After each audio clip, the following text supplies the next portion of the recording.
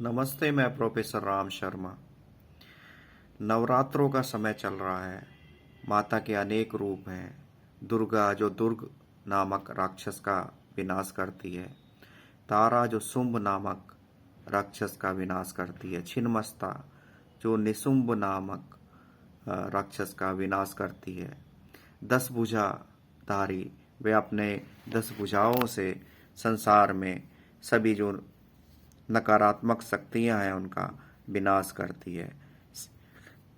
महिषासुर मर्दनी महिषासुर नामक राक्षस का जो विनाश करती है। हम देख रहे हैं कि दुर्गा के भी 9 रूप हैं। 9 एक बड़ा ही महत्वपूर्ण अंक है।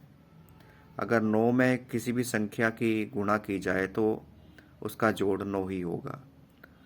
9 गुना 1 बराबर 9, 9 गुना 2 बराबर 18, 1 और 8 बराबर 9, 9 गुना 3 बराबर 27, 2 जमा 7 बराबर 9, 9 गुना 4 36, 3 जमा 6 बराबर 9, 9 पंजे 45, 4 जमा 5 बराबर 9। हमारा वैदिक गणित बड़ा ही महत्वपूर्ण है और हम बड़ी आसानी से ये कह के अपना पीछा छुड़ा लेते हैं कि हमारे जो पौराणिक ग्रंथ हैं वो सिर्फ टेक्स्ट हैं। अंग्रेज़ों ने भी यहाँ आके हमें सपेरों का देश कहा और हमारा जो पौराणिक ग्रंथ या विज्ञान है उस पर उन्होंने प्रश्न चिन्ह लगाया। 108 संख्या बड़ी ही शुभ और महत्वपूर्ण मानी जाती है हमारे स्पिरिचुअलिटी में। तो हम पाएंगे कि जो डायमीटर है सूरज का वो पृथ्वी के डायमीटर से 108 गुना है और चंद्रमा का जो डायमीटर है वो पृथ्वी के डायमीटर से 108 गुना छोटा है, या पृथ्वी का डायमीटर 108 गुना बड़ा है चंद्रमा से।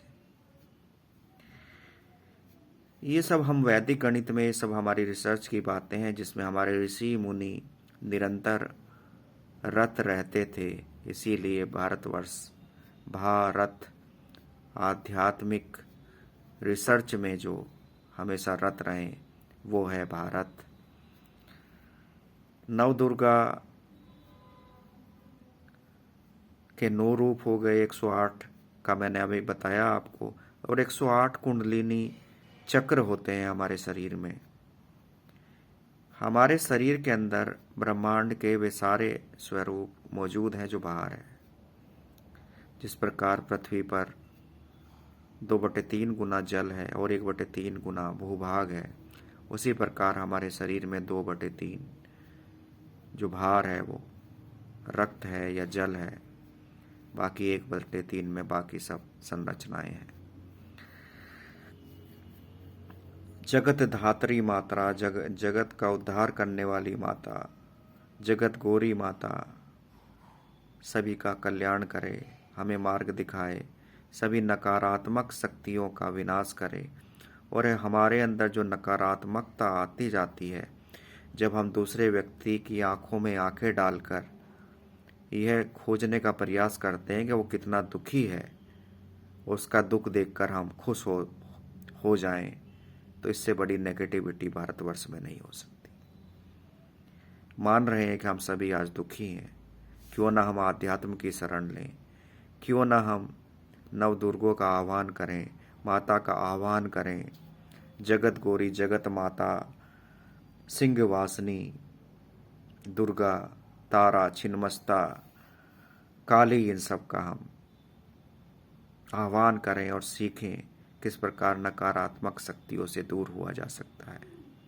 हम दूसरे को परेशान होकर अपना दुख दूर नहीं कर सकते।